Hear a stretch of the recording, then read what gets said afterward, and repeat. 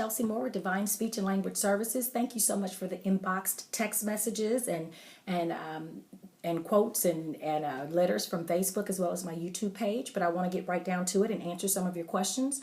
One of the things that you guys are asking me about has to do with learning difficulties. When there's a history of learning difficulties relative to cognitive deficits in the family, and even a history of mental illness relative to behavioral challenges in terms of memory, learning, and attention, oftentimes those issues will affect the way that a child listens to information, learns information, processes it, and then is able to grasp that information later for use. Sometimes there is difficulty in the way that the information is stored in their brain, and sometimes there's a difficulty in the way that it's retrieved.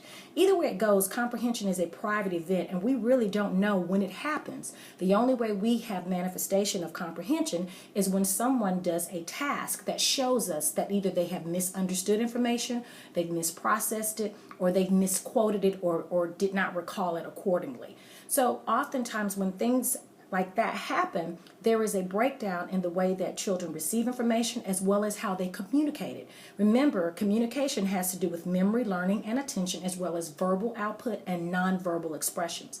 When there are cognitive factors, hereditary factors relative to mental illness and difficulties with learning, all of those factors act as a conglomeration of problematic features that show up with communication.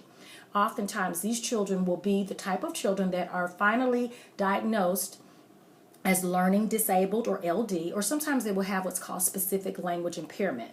Specific language impairment children typically have normal IQ scores but have a hard time with processing information and communicating what they just learned.